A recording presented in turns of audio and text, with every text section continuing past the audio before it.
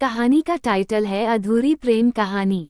सर्दी घने कोहरे में दिलीप बस अड्डे पर रात के 9 बजे से 11 बजे तक ये सोचकर दुखी हो जाता है कि आज बस अड्डे पर कोई बस क्यों नहीं आ रही है।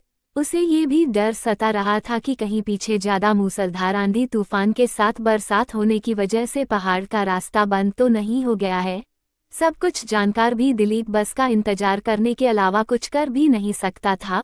उसे घर पहुंचने की चिंता तो नहीं थी क्योंकि माता पिता के निधन के बाद वह दुनिया में अकेला रह गया था, इसलिए दिलीप सब कुछ बर्दाश्त कर सकता था, लेकिन अकेलापन नहीं। और उसे अंधेरी जाड़े की धूध की रात में सुनसान बस अड्डे पर बहुत अकेलापन महसूस हो रहा था।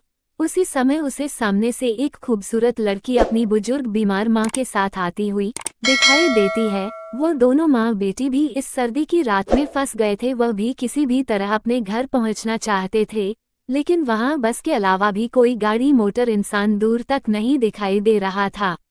दिलीप उस खूबसूरत लड़की और उसकी माँ की भी समस्या दिलीप जैसी ही थी, इसलिए कुछ ही पलों में दिलीप की उनसे बहुत अच्छे ढंग से बातचीत होने लगती है। उस लड़की का नाम शशिकला था। शशिकला को देखकर दिलीप के मन में ये ख्याल आ रहा था कि मैं जीवन में जब भी शादी करूंगा तो ऐसी ही लड़की से करूंगा। और जब शशिकला बस अड्डे के आसपास के घने जंगलों को देखकर बार बार घबराती है तो दिलीप उसकी हिम्मत बढ़ता है। आधी रात होने की वजह से दिलीप भूख से बेचैन हो रहा था।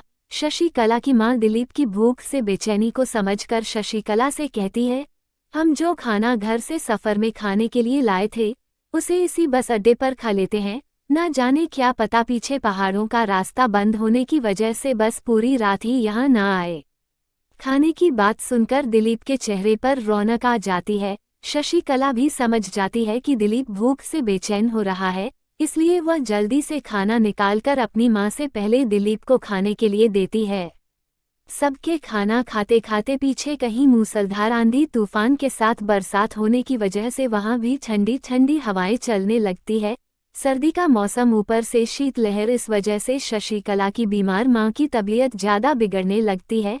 शशिकला की मां की ज्यादा हालत खराब होते देख दिलीप शशिकला से कहता है, मैं अभी बस 10 मिनट में बस अड्डे के पास वाले जंगल से सूखी लकड़ियां लाता हूं, जिससे कि आपकी मां को इस ठंड में आग पर तपने से आराम मिले।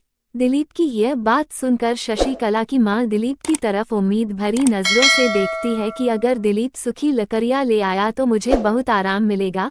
लेकिन शशिकला दिलीप के प्रति अपनी हमदर्दी दिखाकर उसे न जाने का इशारा करती है, लेकिन शशिकला की मां की तबीयत ज्यादा बिगड़ते देख दिलीप बस अड्डे के वाले जंगल में सूखी लकड़ियां लेने चला जाता है और वहां चंदन की लकड़ी के तस्करों के साथ दिलीप को चंदन की लकड़ी का तस्कर समझाकर पुलिस गिरफ्तार कर लेती है।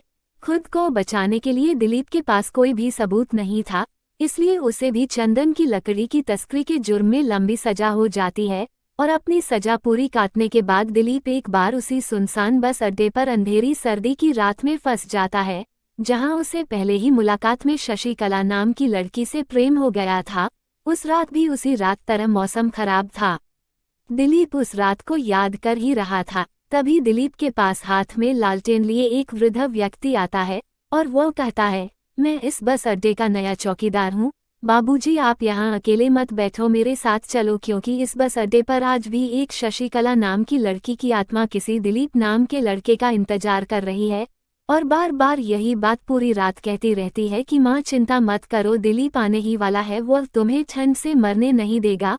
और सुना है अपनी मां की मौत के बाद वह लड़की भी उसी रात अकेले डर दहशत मां की मौत के सदमे से मर गई थी। लोगों को उसकी मां की आत्मा तो नहीं दिखाई देती, लेकिन बहुत लोगों ने उस शशिकला नाम की लड़की की आत्मा को देखा है। उस बुजुर्ग चौकीदार की यह बात सुनकर दिलीप दूसरे दिन ही उस बस अड्डे पर शशिकला की आत्मा की शांति के लिए बहुत बड़ी पूजा करवाता है और पूजा की अग्नि पर हाथ रखकर कसम खाता है कि मैं शशिकला को अपनी पत्नी मानता हूँ और जीवन में कभी शादी नहीं करूँगा। उसकी यह बात सुनते ही शशिकला की आत्मा वहाँ से खुश होकर चली जाती है।